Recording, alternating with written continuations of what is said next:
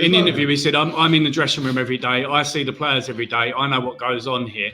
And that's what he's basing everything on. And the other thing is, I definitely will say, is the professionalism in not just Tottenham's dressing room, but a lot of other dressing rooms of these players, mate, is to be looked at and to be questioned. You think? I know so.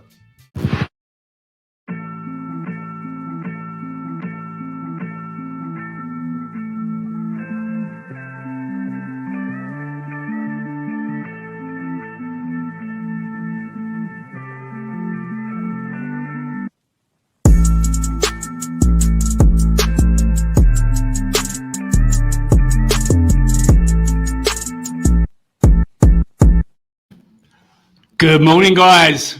We warned you. New look. Same Saturday morning G&T. How we doing? Doing great. This is nice. Touching this. Now we can proper have a row in front of you all. But no, lovely new settings. Feels good to be close to the boys as well. And yeah, nice, isn't it? 17th of May, Boris said we're allowed to cuddle each other, so we thought we'd take advantage of it. Yeah, nice to be back in new settings, bringing you something a little bit different from what we was. We enjoyed what we were doing, but we thought we could do that little bit more. And that's what we're doing, bringing the guests in a nice new setting.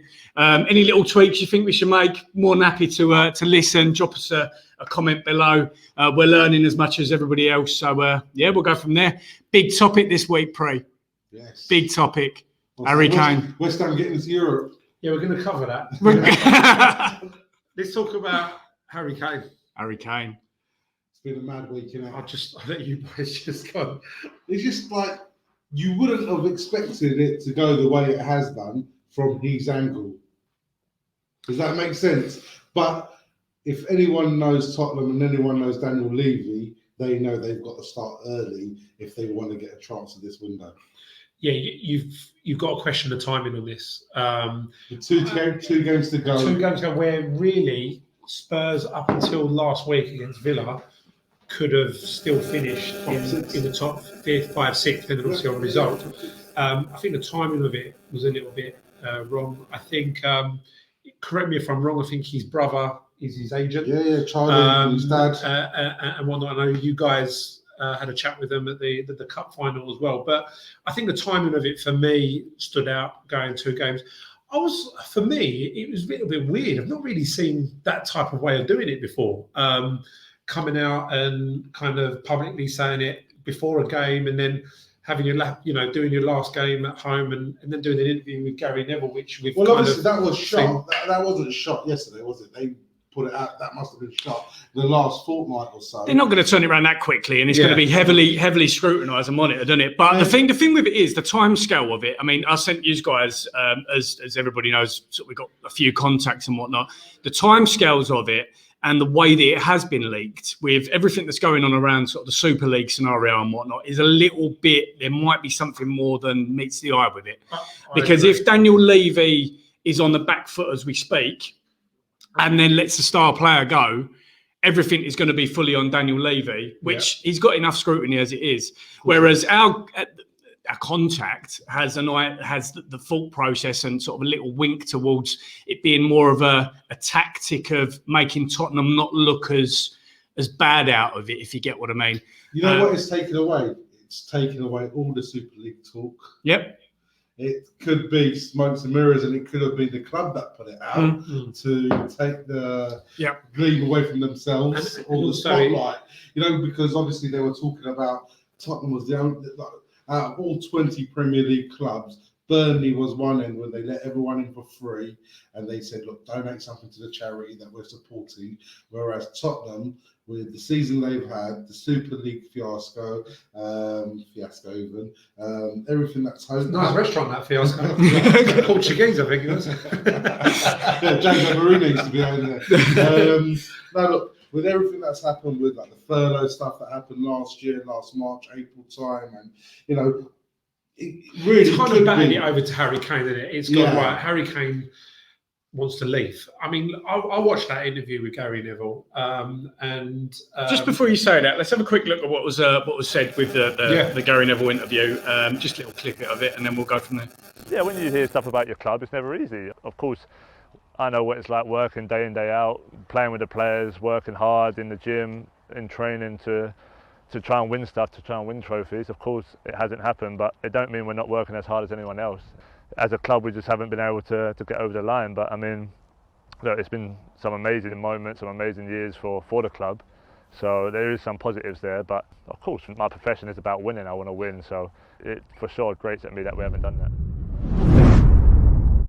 Yeah. So along that that's as we mentioned, I really think that's going to have been the footage of that would have been scrutinised by all parties. They wouldn't have just done a Prince Andrew and sent it out there and hope for the best type thing. I think everybody's learned from that. Yeah.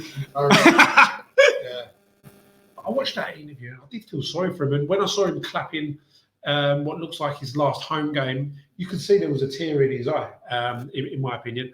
But at the same time, I think, goes back to what we were saying, I think there's that element of, for Levy, now it's the time that he's going to go. And however much money they get for him, it's going to deflect it away from Tottenham Hotspur as a football club. It's now going to look like Harry Kane wanted to pursue his career and pushed it. I don't think he's pushing it, but the language he used there, for me, I don't think there's anything else that's going to happen this summer apart from him going. It's going to go to the wire. We all know that. But who's he going to go to, lads? I think he's done it tactically to be like, if Tottenham want to kick on, I could stay. Yeah. And if Tottenham have that ambition, but Tottenham have shown. He's put the pressure on. 100%, but he's done that before. He's put the pressure on now, and he wants to see who the next manager is coming in. Yeah. What is going to be the expenditure this summer, and that's going to help drive this conversation. And worst case, look, what I can say without any uncertain doubt, it's not a foregone conclusion, as you just alluded to, because it's all in Daniel Levy's hands. When there's money involved. It's not even that, pal. Like 2018, he signed a 6-year contract. And that contract was signed with his dad and his brother by his side. And I was reading about stuff that if he had a super agent by his side, would have he signed a 6-year contract and show that commitment. So for me, that is something to look at.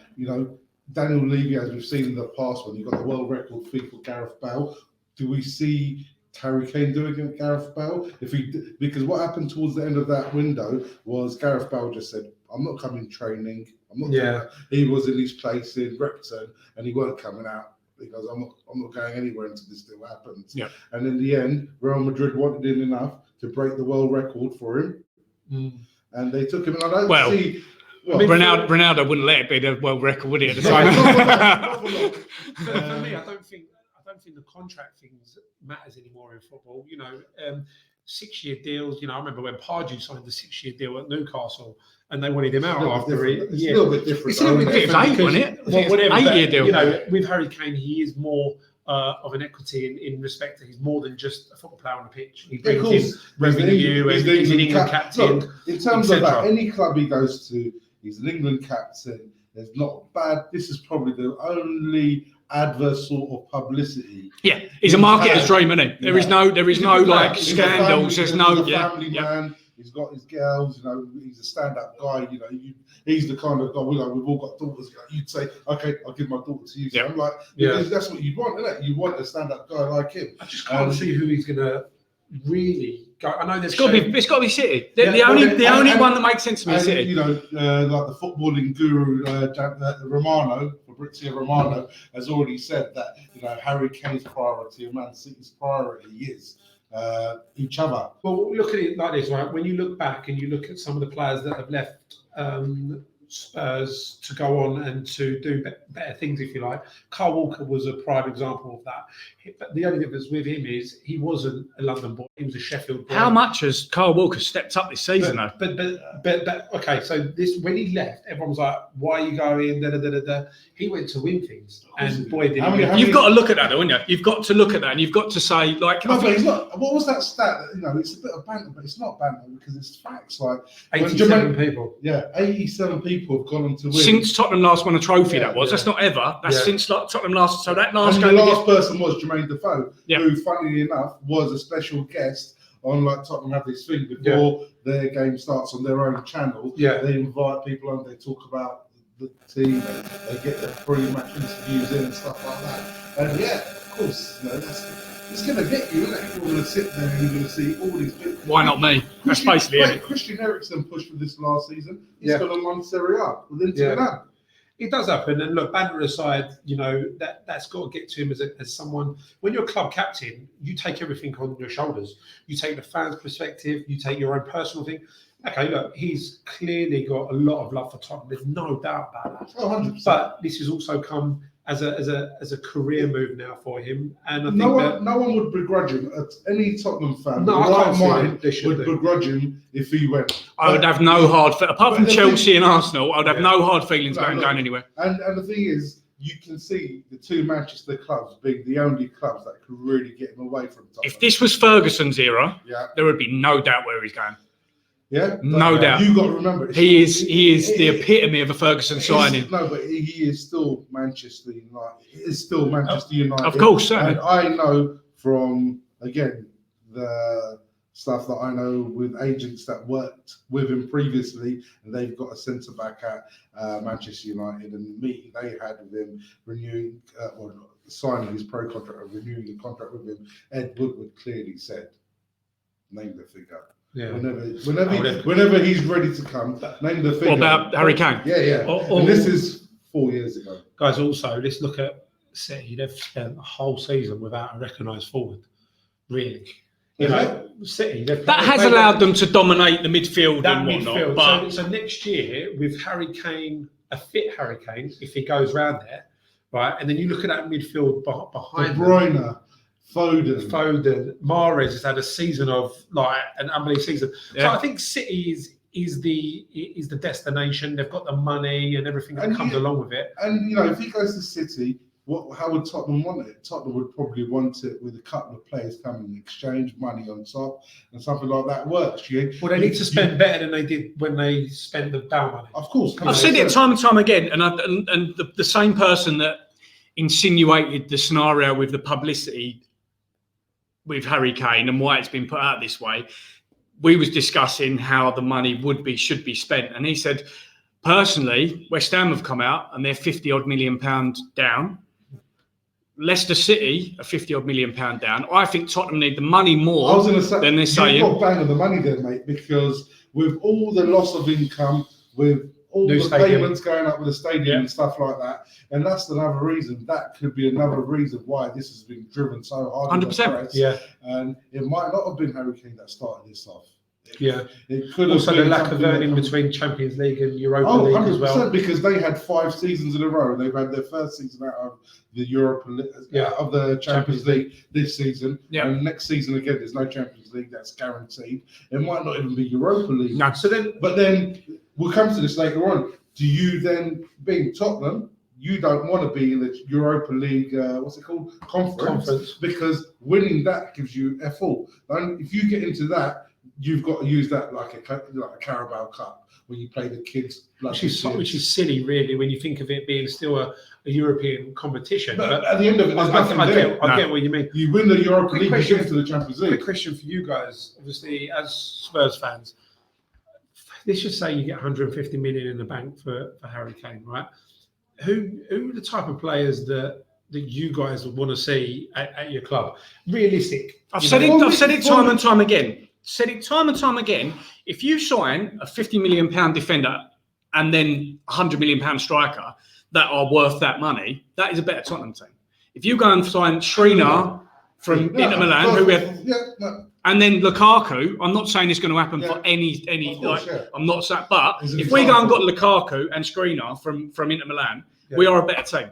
Because everything revolves without Harry Kane. Everything revolves around Harry Kane currently. Whether he's on an off day, a good day, a bad day, everything revolves around him. And for me, he is the best player in the world, almost as we speak. He's the best striker. He's the best striker in the world. Yeah. Look, but again, that team is better. What we were talking about earlier on about Manchester City, if they go to Manchester City, in my opinion, the conversation's got to be, we'll have Nathan Ake, because he's someone who probably want to come, because he's nowhere near that first team. No. Yeah, Nathan Aki. He's fourth or fifth down, isn't he? He lived in London before. And you've got to push for Gabby Jesus to come the other way. Say anything about he's too young. I don't fancy He's too young to You don't fancy him. He wouldn't come. Look at his golds record. He wouldn't come. That's a different story. That's a different story for him. That's He'll go to maybe. No, and he'll go to the profile of go to a Real Madrid or a Barcelona. That's his next level. He's a young. But for me, that's got to be the conversation that you have with. But no, they haven't got anybody else striker-wise, though. If you've got 150 million to spend, right? Let's just say some of that needs to be kept into the club because of financial issues. I think 2 centre halves are more important at the moment, right? And you've still got to sign a striker. No, you've got to sign a striker. You've got to sign a creative midfielder because you've got to remember since Christian Eriksen's left, Harry Kane has been doubling up as the striker and the creative midfielder. So, look, mate, but this goes into like the whole problem with Tottenham and why there's a big restructure needed. Pochettino said this 3 years ago. Yeah. It's a painful the cheaper option was restructure. to get rid of Pochettino. Of course it was, and this is why managers, coaches, whatever they're going to be called now, are going to be scared to come to Tottenham because 100%. What's good enough for Daniel Levy is getting to the Champions League. Not good enough is consecutively finishing in the top 4 for 4 seasons in a row. Not good enough. It's brilliant, really. I mean, it's when you look back. At that stage when he did leave, he had lost the dressing room. Everything was gone. There was no hunger in that team. There was no. That's because he wasn't allowed to dressing room. I think he probably. Mate, no. That coaches the game we were there. I was there that day with our friend. What's his name? His name Anthony, and the other guy from the last one on Spurs, the other guy, the old fella from Spain. But we were sitting there, and I was with Tony. The 4 of us sat there, and mate, there was no desire there. They were not up. But I think the management down tools at that stage. If they're thinking we got this team to a final, and we've not been backed after that. 100%. But guys, you did that with a strong 11, right? They were absolutely shattered by then. 3 seasons in a row of playing Wednesday, Saturday, or whatever, getting to a Champions League final, losing.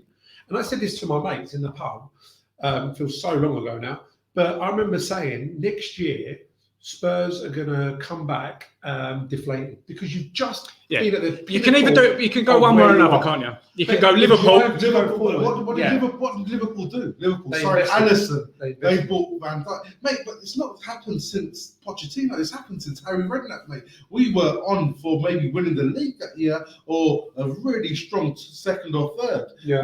That was 9 years ago now. On a couple of days ago, like on the 19th of May, we celebrated my uncle and auntie's anniversary. We put the post up about Vazte and who was the other guy that got, West Ham back into the Premier League. And that same our boy, Cotton Cole. And that same night, Bayern Munich lost to Chelsea on penalties, was it? That's right. Or extra time, was it? And then Spurs dropped out. And Spurs, it only happened to Spurs, isn't it? That you finished 4th and you don't make Champions League. Yeah. But that season, again, we should have finished above 4th and we had a we were second or we were really pushing for first place then and we needed a striker and we needed a centre-back.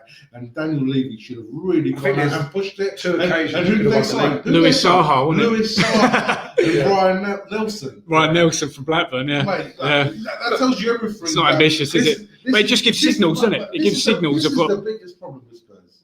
That when we've been in that position to actually, we've only been over the last 5, 6, 9 years, obviously since Harry's been there, we've only been a couple of players away from actually getting over that line. And that's why you've got to go back to Harry Kane and think he's seen it. He knows that there's no different coming. That's what he said in the interview. In the interview, he said, "I'm in the dressing room every day. I see the players every day. I know what goes on here." And that's what he's basing everything on. They hit that. And another thing is, I definitely will say, is the professionalism in not just Tottenham's dressing room, but a lot of other dressing rooms of these players, mate, is to be looked at and to be questioned. You think? I know so. Mate. Using excuses not to perform, or what's the? that they don't need to train hard. They can live that playboy party lifestyle and they can just turn up on a Saturday or whatever day they're playing and perform on the pitch. And whatever you do in your life, this Saturday morning GMT would not be possible without this guy over here, Glenn Jacobs, yeah? And the amount of work he has to put in for this show to be successful on that Saturday morning is exactly what needs to go into anything else. Turk's business, with one click, the work that Tony, my whole team do behind the scenes. Yeah, you have to obsess over it, don't you? That's the thing. And you can't just say, I'm not bothered. And this is what happens. And unfortunately, again, this comes down to why do English players not hit those levels? It's normally the English players that earn, they come from not a lot of money, they get this big money, and it's difficult. Do you think that's what's happened to Dele Alli? No comment. Well, look, I just want to round it. I always try and bring my West Ham bit into it, and I've seen a lot of West Ham squads over the last years, and when they're putting it in training, when they're putting it in, right? As a West Ham fan, as most fans, you just want to see 11 players putting it in on a Saturday afternoon. One thing that's different about this year, and the players have alluded to it, is that when Moyes come in, we were the second from last team in the Premier League with our figures. So running, closing down, everything that you can think of stats-wise. This year, what he's done is he's changed that round, so now we're back up at the top, and you can see that on the pitch. And he alluded to looks super fit, didn't you? He goes, we've got one game left. He goes, we are knackered. He's like, we are absolutely shaken because they've given second and third goal they got in. Okay, the second one was with the header. We haven't run out, but that third goal, mate, it was like the mighty second and mighty third minute they went in. They were running, mate. They're putting it on. We needed it, and that was our cup final there. But guys, quickly to round up on this Harry Kane one, I want the viewers as well and the listeners to also comment. I just want from you one manager and two players that you really want to sign. One manager and two players that you really want to sign. What, that's possible, or this really realistic, guys, from what you know of your clubs and stuff like that, and whether you support Tottenham or not, just let us know who are the players and the managers that you think that they need to get Spurs back on track. That's my view on it. Go, Pre. For me, from what I understand with what the club are looking at and what's actually going to happen in the next few weeks, there's two people I believe are going to be favourites for this job, and I don't think they're going to be popular choices, either one of them. Who are they? Go tell us. Graham Potter and Roberto Martinez. Really? I've heard Martinez as well, but yeah, I mean that's not. Look at your reaction. The Graham Potter one surprises me only in respect to the fact that I've seen Brighton play a few times this year, and they've turned over and they've had some good performances. Whether he's the right fit for Tottenham to take him to the next stage that Pochettino couldn't, I don't think so. Martinez, Jose Mourinho was supposed to be that man. He was supposed to, but Martinez is now, in my opinion, he's shown that internationally he can do it with Belgium. But look at the squad that Belgium have got. What have they won? Well, they haven't had a tournament. They've only had one tournament under him yet. This is going to be a big tournament this year for him. But if you get him, I think you'll get Lukaku. Lukaku's going back to Chelsea, mate. So go on. What, for the third time? Yeah. Go on. I think the safest hands to take it and the safest hand to take the reins of it and maybe cool it down because he's been used to it with Newcastle would be Rafa. Rafa's available.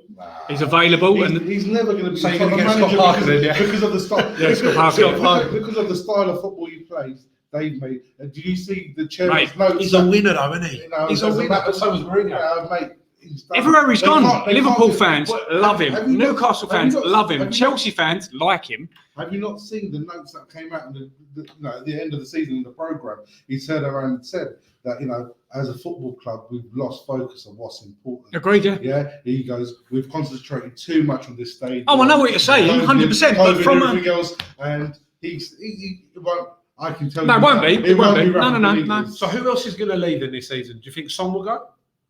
Son's contract signed, mate. So Son's in. Anyone else that you're worried about? I can see the fans have turned on Harry Winks. Harry Winks. The fans have turned on Harry Winks. I've got an opinion on it, and I speak to my mate I won't mention his name, but he's very close in at Tottenham. And he sings his praises. Right? As I used to say, Harry Winks is going to end up like another Was it Carroll? He had a young Tom boy, Carroll, yeah. Tom Carroll. He come up thinking he was being even like Swansea, Ryan innit? Mason when he was playing. These players who are Tottenham fans that come through, we all do it. We've There's all done Ryan it. Mason. We've all done There's it. one. We've You all done it. mark these words, and you can make a clip of this later on because that's what you do, mate.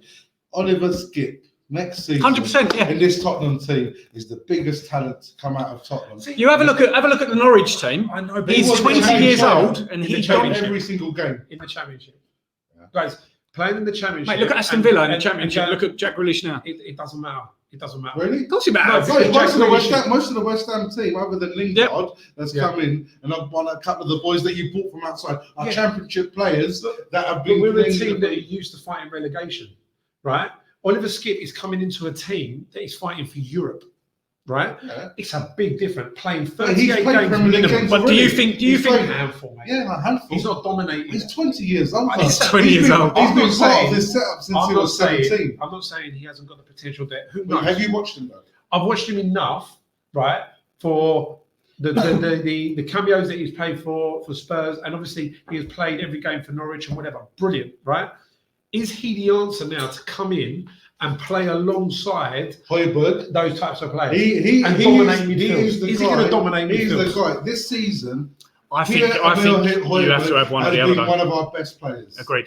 Yeah, and the reason why he's had bad games was the last 5-6 matches is because he's knackered, because there's no one to fill his role. And Oliver Skip is someone that comes in and you're able to play It's one gonna be an or interesting the other, development. and then two There's are no going doubt to the be boy's got in talent. that position. Yeah. I think we're up against it with So do you think Winks Ndombele. goes in? I think Tanguy not making that French squad. Has Moussa Sissoko got into that French squad again? he's not been playing either. Yeah, no, this is what I really think But that's where Ndombele. Ryan Mason he's lost a little bit of respect to my eyes, and he was in a job where he was never going to be a winner unless he won that final, and he's not got the experience and the rest of it. He's only picked his mates, mate. He's gone and picked his mates. I think that's an easy statement. No, Mate. it's not. I really think But it's is it an not? eight. How is Harry Winks starting in front of Tanguy? That is But that is That for me. Look at that game. Since he's come in. No, Winks didn't start every game under him. He's changed it. Yes. He hasn't He hasn't started every game. He had He what's his started name? Giovanni Lo Celso. Yes, he had him. He's trying to get him back to fitness with. Right, he loves Ali. We can see that. He's played him for the last 3 or 4 games. But is that not Daniel Levy playing these boys? The reason he he's wants to playing put them in the Winks shop window. is because he wanted to keep the ball in the midfield, right? Because Villa are very good at that. Problem was Villa were putting Spurs on the back foot, so Winks was redundant, and he made a couple of mistakes in front of the back four. Winks, I think, has got good potential, but again, he falls into No, that he's not category. potential no more, is he? He's 25 years old. But is he going to dominate midfield? No. So if he goes and Oliver Skip comes in, is that the type of player that's going to take Spurs to the next level? That is my question. I think he's in the Højbjerg mold. If I'm honest with you, Skip, and I think that's. With them two there in that position, Højbjerg's had no backup. I think we need that creative midfielder next to them, which we've got in Tanguy. But you look at Ndombele. Look at him again with Tanguy. The problem with him is he's £65 million record signing. The geezer can't play 90 minutes. No. And that's another problem. And that's what Mourinho spotted to start off with. And that's another problem. He spotted that to start off with. But look, let's go. We've spoken about the managers. Who's your 2 ideal players to come in? I said that would be the improvement. It'd be Shrina, it'd be Lukaku, and do you think there's anyone else that you said Winks, but do you think anyone else will go? Do you think Ali will go? He's only 25. Well, look at Ali's value. Ali for his age was 80 million quid at one stage. Yeah. Look at now. What do you give? 30 million quid? That is a dramatic drop. Massive. Dramatic. Also, who But will take a punt on him? West Ham. There'll be loads Could you imagine there'll be Dele loads Alli of- going to West Ham? No. Lingard. But Say you Lingard see, goes back to that's the United. thing, we'll have I that reckon discussion. Ali would have the same impact at We West had, Ham. this, we had this discussion the other day. I don't know where He'd been a man then. We don't have this. We had this discussion the other day. Does Jesse Lingard now sign for West Ham? He should do, but will he? I don't think he will. He wants to come. I know for a fact that he wants to come. The problem is this. Man United have been in control of his value with 1 season left on his contract. Okay, so they can go, we want X amount. Now, will West Ham pay that X amount? West Ham, We've always been known to be a bit tight with money and whatever. Are we going to pay the money to get him as our marquee signing this year, right? The fact that his form over the last 2 or 3 games has dropped a little bit might help us out. He wasn't even on that pitch. He definitely he set the 3rd goal up, but he definitely wants to sign for us. The problem is this: is Man United hold out for 35, 40 million? I can't see it happening. But then also, are Man United going to call him back and not play him? Because I don't think he's good enough to be I think he goes elsewhere. Where? I can't see him going West Ham, mate. For example, if for argument's sake, say Man United now coming for Harry Kane, I can see a Martial and a Lingard coming in exchange for him, and him coming to Tottenham. I can see. In these eyes, Tottenham's a bigger club than West Ham. Mourinho wanted Lingard. 100%, but does that still? You've got to remember, West Ham's got to do this consistently for them to attract. No, I know. To get this isn't about being a bigger club. Spurs are a bigger club. There's no doubt about that. But this is about putting yourself in a position where you are now. Well, look, I'll talk sense. If West Ham can do what we did this year for the next 5 years, and we can consistently 100%. Finish above Spurs, Arsenal, and give Chelsea a run for their money, it's different. This is one season we've got to build on.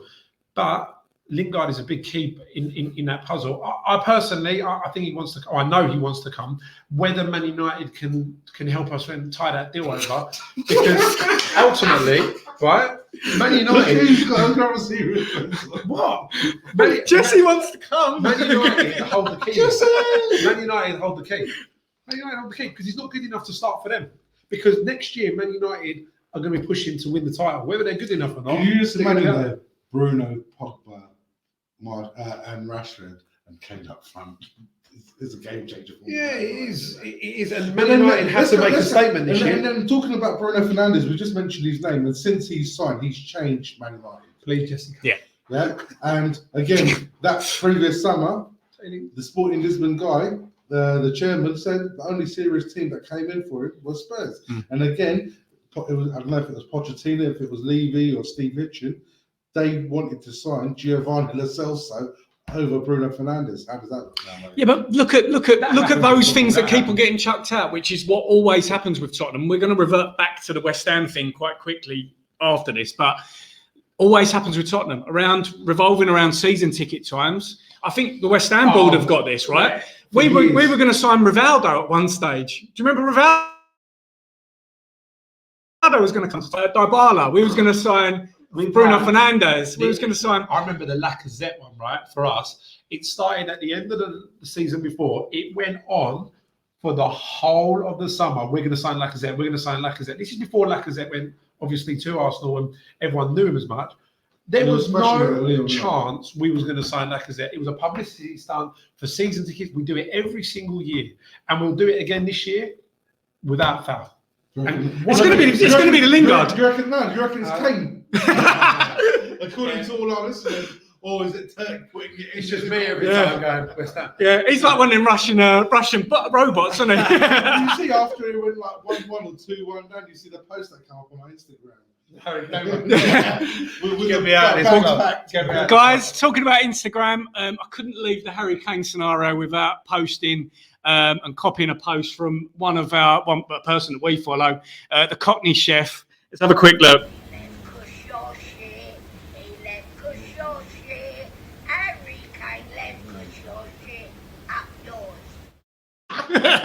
I love my nan. She's the best. Can we go around for tea and biscuits? Yeah, we'll go around for tea and biscuits. Don't wear your Spurs. I reckon there'll be some vodka in there. Yeah, don't wear your Spurs. It's like that Catherine Tate character, isn't it? Yeah. But love the old grannies. West Ham in Europe, mate. Got to go there. Listen, we've said it all along, and every single week we've got there, and I truly haven't believed it because I know that there could be a West Ham way coming into it. But look, let's face it, I think we deserve it. Champions League was a mile away from where we're at. We just didn't get over the line with that, and I don't think we would have deserved it overall. And I don't think it would have lasted 2 minutes. If you'd have finished in the top four, you'd have deserved it. I don't think we would have lasted 2 minutes in it, to be honest with you. But to get a bit of European football, and there's still a little hurdle to go. You've qualified for Europa League before, but never for the real thing, and this was the problem. that you get it through fair play. No, but it's not even that though. It's like now, if you qualify, which you hopefully for your sake you will do, what will happen is you make it straight to the group stage. Yeah. Dodgy ringtone, whoever's that is. I don't know who's ringtone that is. But you're right. We will go into it a little bit more prepared. I think that will be a pull-in for good players to come as well. It will do. Get your phone. Is that my nan phone in there? It is. We are going to be more prepared for it, and I think that we can hopefully attract a few more players. But let's see how West Ham do now when they do what all the other big clubs do and play 2 games or 3 games a week. And we need to sign players. Sorry? We need to sign players because you can't to cope with that. 100%. You can't play your best 11 on a Thursday night and then play your best 11 again on Well, you've done the whole season without a striker.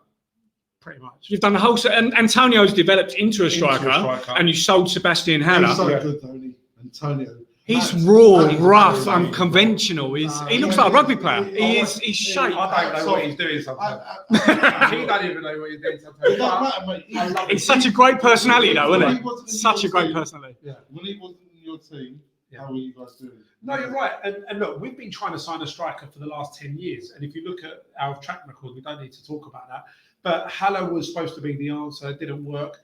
I'm interested to see who Moyes can bring to the club. And I think that when you're West Ham and you're in London and we've got, a nice shiny stadium, it still needs a lot of work done to it. But who can we now attract to take us to the next stage? And what is the next stage for us now? And we've got to keep that consistency next year. I think next year is harder than this year. This year we had no expectancy. It's a follow-up, and we turned up. And what was your expectations for this season? Did you think it was going to be a relegation battle? No, I expected us to be 10, 11, 12. Okay. I really did. Because I looked at it and I thought to myself, are the players ready? We've got a few players that have been there long enough now. Noble's aging. Rice is coming on. We've got no striker, as you said, or Haller, is he the answer? But as the season went on, it was like, we're still in there. We're still in there. We're still in there. The last time we was in there like that was the last season at the Bowling, and that momentum took us with the Payet situation. Now, if we had a Payet or someone like that, what a great player he was at that stage. But was it not the best season you've had before this one? Was it not Ben Roder in charge? No, we finished 7th. Redknapp, wasn't it? Redknapp, we finished 5th. The Redknapp season, yeah, we finished. You had John Hartson and was that like 90s or was that early 2000s? That 2099. Yeah, right, late 90s. That year, we're school then still. That year was college, unreal. yeah. Right, we had the likes of Al Berkovic, right? He was the player. Di Canio, and Lampard, Trevor Sinclair, Rio Ferdinand, Trevor Sinclair was one of the most underrated wingers. Mate, I would love for him to come to Tottenham. The Dreadnought Master when he was at QPR. That overhead kick, I have never seen a goal like that. And he was talking about it on TalkSport the other morning about how when it was the 96, was it 96? Yeah, 96 or. It was 98 Euros or World Cup or one of them. He cemented his place. He got injured in the 96 just before, so it didn't happen then when he was at QPR, and then he didn't get back into it until 98 or 2000 into the England team. What was he didn't get picked, and what happened was he spoke to Redknapp and he said to him, "Look, I'm never going to make it as a right midfielder in the England team because David Beckham plays that position and he's a right winger, right? He's the poster boy, he's the captain, yeah. So he said to Harry Redknapp at the beginning of the season, and again, I don't see things like this happening anymore. He said to Harry, he said, "Look, mate, the World Cup, the Euros are coming at the end of the season, and I want to get into this England team. Can you play me left wing?" And you know what? He had the Canyon and all those mans around him, and he done well. He had a really good season. What was he, right-footed? Yeah. Well, it was before his time because you look at all the right-footed players now go on the left so they can cut in and shoot. And again, what did England used to do? Play Paul Scholes there, play Steven Gerrard. Yeah, but he in that England team, he didn't look out at all. The type of players that you. Do you not feel though with these players with the dreadlocks, they look like they lose their magic powers when they go for a skinhead? Like Henrik Larsson, they lose their magic powers. We're now hoping. Dele Alli. Regain some sort of powers. Yeah, sorry. Well, he's gained the power of pulling because he's Nick Guardiola's Pep's daughter. Let's just put it this way, mate. That boy don't struggle on that side of things. No. He does. We've all seen the picture of him in the hotel, haven't we? It must be the yeah. Look, I think next season he's going to be massive for a lot of clubs because if you look at the gap now between 6th and 9th spot, it's not a lot. And the other problem It's not is a lot. Even Arsenal, they can finish. Arsenal can finish above Tottenham. Yeah, they could do. They've had a terrible season, but you know what? For me, that seems like a more stable ship than Tottenham at the minute. Yeah, of course it is. Because mental, isn't it? You look 2 months ago. I don't see what progression that team's got within them. That's the only other thing. They've got some good young players, though. Yeah, they've got some good young players, but then they are a million miles away from the Arsenal that we all knew. Next year's going to be rebuilding for a lot of teams. A lot of teams are rebuilding next year. Do you think there's another club? Do you think there's another club that has benefited from the lockdown COVID scenario more than West Ham? I don't think so. No. I think West Ham are probably top with that. I think Leeds and Villa, for me, this season have been absolutely unreal. But do you think that's because Leeds would have been even better with fans? I think so. Yeah. Leeds fans. Have you ever been to? I think Leeds? I get that, but I still doesn't matter how passionate your fans are, whatever, blah blah blah. When the tide turns, and it can affect the players no matter what. No matter if you've got 5,000 in there or you've got 35,000 in there. And I think that West Ham have benefited from it. And that's what worries me a little bit about fans coming back into the stadium for next year, to be honest with you, with West Ham fans. But hopefully, their expectancy has been, we've been such on a low down for so long. We get a little bit of success and we think that we're there. We've got to be realistic with it. So it's going to be interesting. But sitting next to him, he's humble, isn't he? Yeah, no, he gives it on the podcast, on the streams. Villa for me have got a really young squad, and I think they're gonna, if they can keep Grealish, then I think they're I don't think he stays. Where's he go? I don't think Grealish stays this. He's a Villa fan. For me, that creative midfielder we spoke about, for Tottenham, he's your ideal player to bring in. Don't know if he comes there. For Tottenham, he's that marquee player, I think. But does he leave his boyhood team for Spurs? Yeah. He nearly did. Yeah, he did. And that club changed their mind. Yeah. Mate, again, and we wanted to give Joshua Anoma on as a swap. Yeah. Wow. I think it was like 2 million they dropped it to. 2 million plus Joshua Anoma. Him and it was my boy. Because they were fucking skint at that. They were. And then they got taken over. Yeah. Let's just do like someone swore. Was it me? What happens when you swear that? Priya score.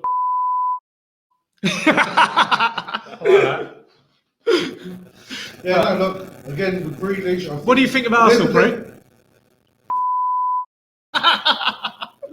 Listen, with Jack Grealish, I can actually see it happening this summer. The only reason that will happen is because Villa have shown them that great season, they're still not. Villa have confirmed top 11, right? First of all, let's look at it. Come on. Where were they before? Last season, they survived by 1 point, a goal difference, I think it was in the end, over Watford. They got a draw against us last game of the season. I put the Traore. Good done with Traore? No, not at all, mate. The Villa. Plays on the right, left foot, Bernard. Oh, Bernard, he used to be at Chelsea, didn't he? He looked amazing. He started off and I thought he looked like Bambi on ice at Villa, but as the games have gone on, he's got more and more use of Premier League and he's been very good this year. Their recruitment's very good. That's what I'm saying, they've got good young players coming through. So he was a centre forward. At Chelsea, he was a centre forward. I see you lot getting Barkley, not Grealish. We nearly signed him on the free and then he went to Chelsea, didn't he? But yeah. He's got everything, and Barkley, he was like the new. He should be a Rolls Royce. Like he's got everything. He's got the pace. He's got the power. He's got the strength. He's got the skill. But everywhere he goes, in the England team, yeah. There's a reason for that. Yeah, again, that comes down to I think what I discussed earlier on about training. No accusations, but maybe. Let's move on to our next item. Let's have a look. We've been talking and looking at managers. We thought we'd have a little look through YouTube and see some examples of impressions of managers. See if you guys would be able to recognise who these impressions and the persons do that. Have you seen and noticed so many managers that when you're being interviewed, they all do the same thing? That. Like yeah, it's unconscious, isn't it? It's like when they answer the question, scratching the head. Anyway. Let's start off with a nice easy one. Let's start off with... For sure. I think we are going to win 6-0, and afterwards we celebrate by getting some fucking hookers. Boom. Yeah, you know, they call James Milner boring, but you wait till you see him on the cocaine. That's got to be you. 100%, yeah. You know what it was? Really good until I heard that. Yeah. Again, scratching the neck. Yeah. Has anyone seen the football manager interview with the guy that does all the impressions? Yeah. And he sat down with Jose Mourinho and both of them. That got- was amazing. Let's have a look if we can see someone that I pulled up earlier. Let's have a look. The problem I have with Jonjo, sometimes there's somebody at home, but the lights are off, so it can be a big problem for this. He annoys me a lot, he really does. Do you think he just doesn't need just a little bit of a push? Yeah, sometimes I give him a push, sometimes a slap, sometimes a kick, but I call him egghead, things like this, but nothing works. So we just sell him because I don't like him. So. Egghead. Brilliant. Is he talking about Harry Potter? Shelby. Rafa Benitez, brilliant. And I love the way that he's kept his goatee for that as well. He'll definitely be back in England sometime soon, Rafa. I mean, Manager. definitely be back in England. Might get to manage our team. We had the three of us. Yeah. Slaphead. On to the next one. I thought we'd go on to, rather than a manager, let's move on to a former player. What's it called? A footballer. And that was, he played a big part in that because he was the one that used to say, go and play football on a pitch. So I've got a lot of respect for Sir Alex.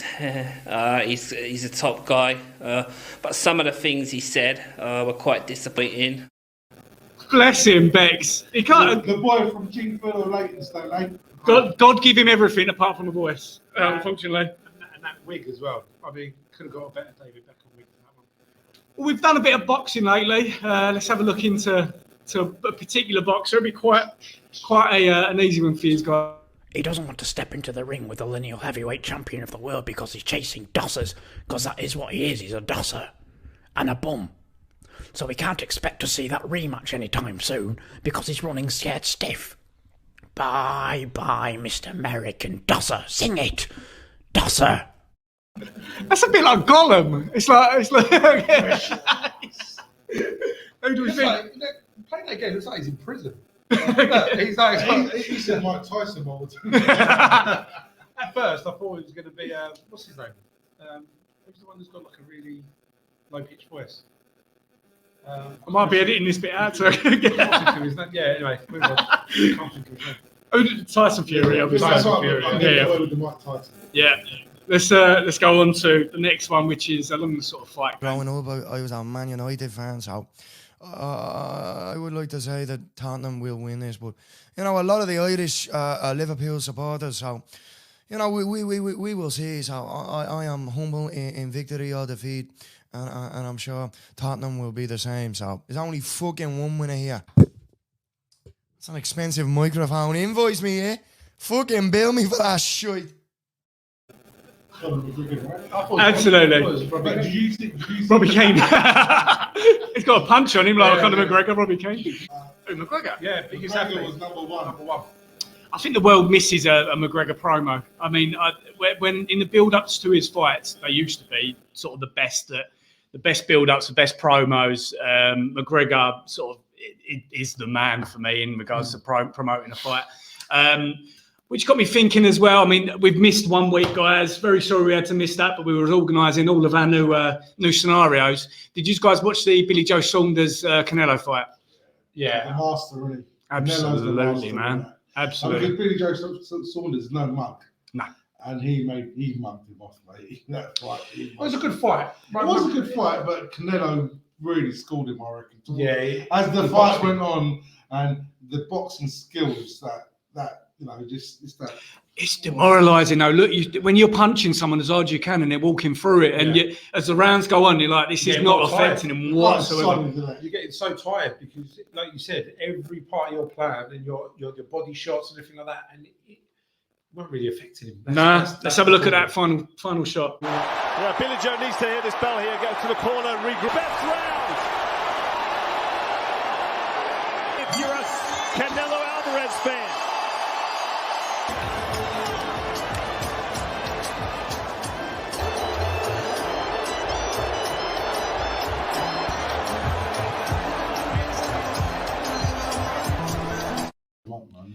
cracked his orbital bone. The weird thing about that was that Billy Jo Saunders is known for coming out against a couple of other boxers. One in particular, he come out and said that he would rather die than sit down from getting punched in the eye from a shot and not being able to continue. So when it happens to him, it's a little bit. I don't think that was his call. Yeah. That's obviously not his call. I think you've got to give a lot of credit to his corner there. They're there to protect him more than anything. He's a winner. There's no doubt about that. He ain't scared of no one. No. Yeah, let's get this right. When you walk into a ring, you've got balls. Yeah, you know you're going to get hit. Oh, 100%. He got hurt. Yes, he would have loved to carry on, but let's give a little bit of credit to the corner there because they've done their job. They've protected their man. He could have lost his eye. I'm sure he's got a family that he wants to be able to look in the eyes in years to come. So, what an absolute, fighter and a warrior. But for me, let's give credit to the corner there.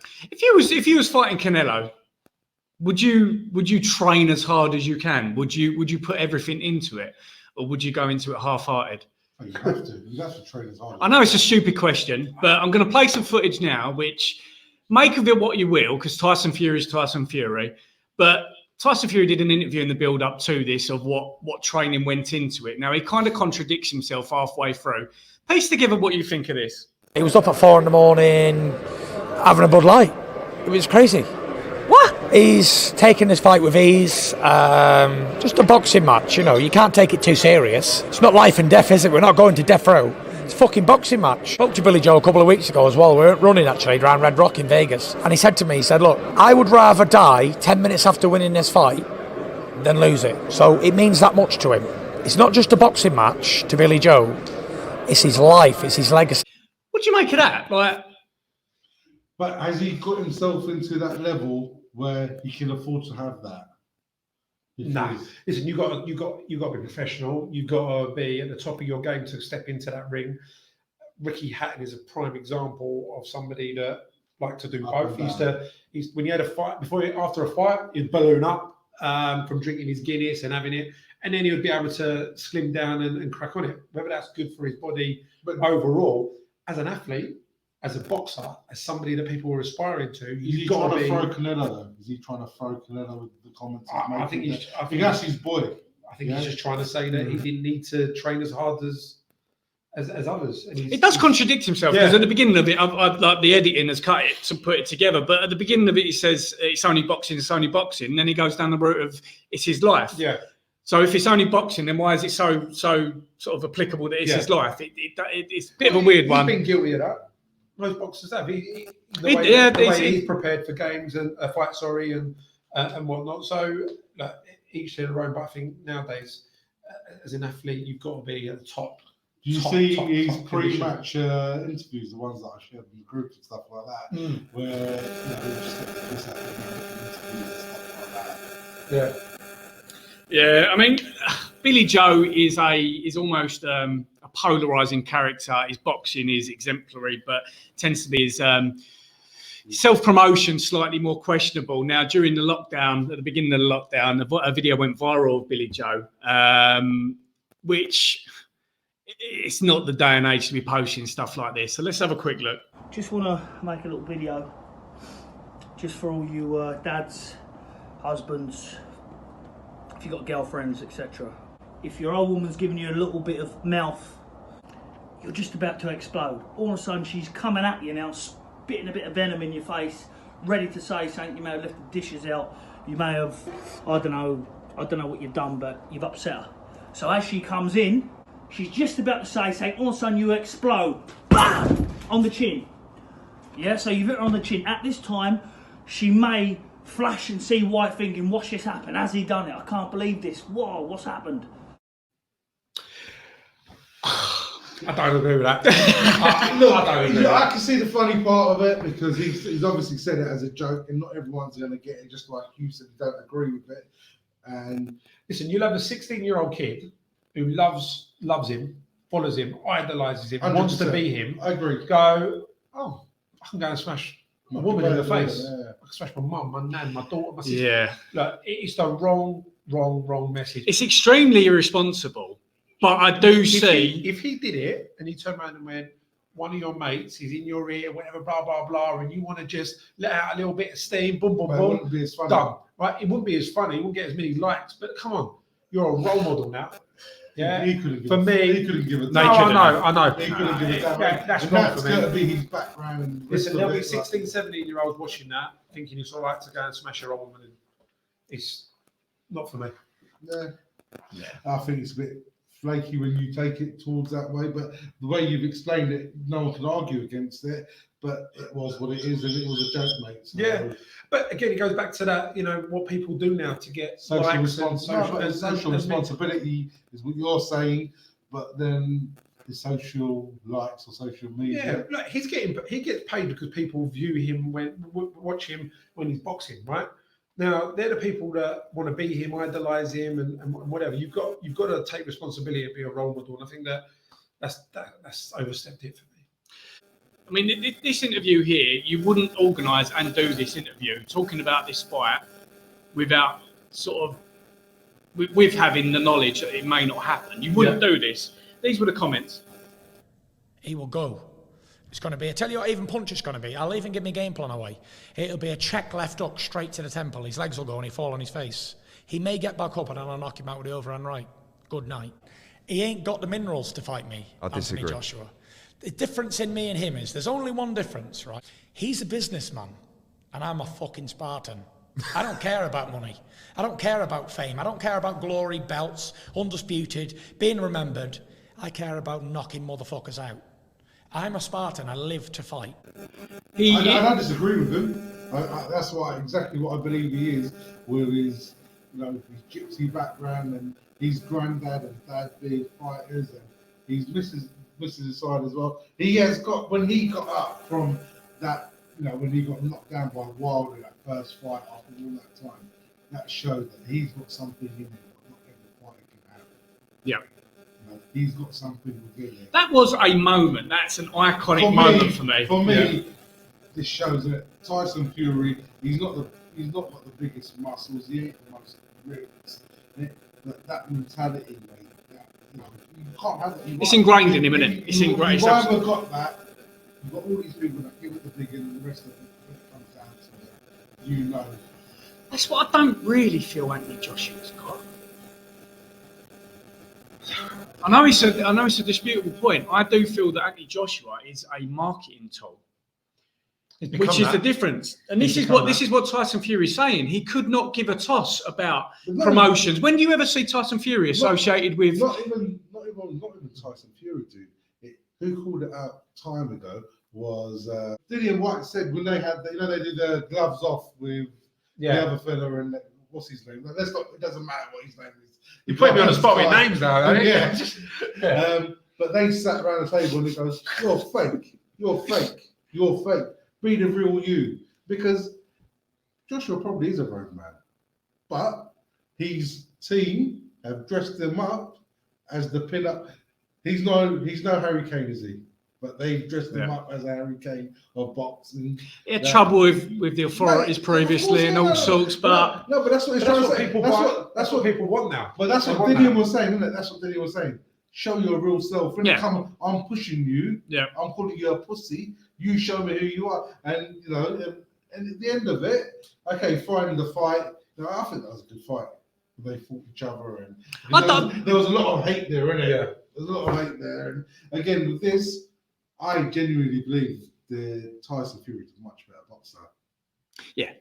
I mean, but I find scorned characters more approachable and relatable. I find scorned characters more, rather than squeaky clean. Look at Ryan Giggs. They tried to portray Ryan Giggs for many a year as this squeaky clean. Look at him. I need to have a look. Yeah. Wait, there was something else that came out again recently. It was back in court like a few weeks ago. But that makes it more interesting. I'm not saying it's right. I'm not saying it's right. I don't know about the sexual harassment. No. It makes it more interesting. Yeah. For him to be banging his brother. Yeah. There's an amazing interview. There's levels to this shit, man. And for me, Tyson Fury, yes, we're talking about. Ryan Giggs lost all respect to mine. There's an amazing interview with Rodri Giggs on YouTube that was done about a month ago. and it goes on to like it says everything because he hasn't spoke to Ryan for many like years. You blame him? No, not at all, man. But like, does superstardom take you out of your position of what's right and wrong because you're being told everything's right permanently? It's way out of line. There's massive boundaries there that he's crossed with his brother, and you know, you can probably say the same about maybe JT as well with the Wayne Bridge situation. That's different, though. No, it's different, but that's someone that he spent every single day with for 4 years. Like it's his best mate. He's one of his best mates. No, it's not his brother, and it's not your blood brother. It's not. Fucking gone. But yeah, his missus not for once on a one-off when you're drunk. It don't happen even then because in my eyes, you don't even look at. Not in that way. In that way. Not in that way. You know, it's like don't enter your head, does it? No, it doesn't. Mate, you'd be hurt if someone done Poor the Rachel, table. she's like. My sister-in-law's watching. You're right. I'm not saying he butters, but just like, no, you're right. You done into your head. No, I mean, there's certain things that I think you can bounce back from. Sexual harassment isn't one of them, but I think there's certain better than bouncing on. like there is petty crimes in youth that you can bounce back from and say I'm a redeemed character. This, that, and the other. Driving offences and all. Yeah, you know, there's things that. Mate, there's certain things that just shows your character. Look at Beckham, though. Look at Beckham. Do you know what I think it is? Right? Listen, I might be speaking out for him. I think there is no way that David Beckham has not done something, right? And I might be wrong, right? And sorry, Bex, if you're watching, mate. Yeah, you're watching, mate. Big fan of the show. I just said you're beautiful earlier on, so yeah. But also, apart from your voice, I think footballers in general. This isn't all footballers, so I'm not generalising here, but there is that element of that kind of power sometimes, right? And I think that it sometimes goes into your personal life. So someone like Ryan Giggs, who was coming to the end of his career, he was loved by everyone. But he could have had any bird he wanted, mate. He could have. And so could have John Terry, and so could have all the other people. So could have George Michael, but he went the other way, but yeah. Each their own. I don't know how we got into George Michael, if I'm honest with you. Let's go outside. Is that even one of these songs? Let's come inside.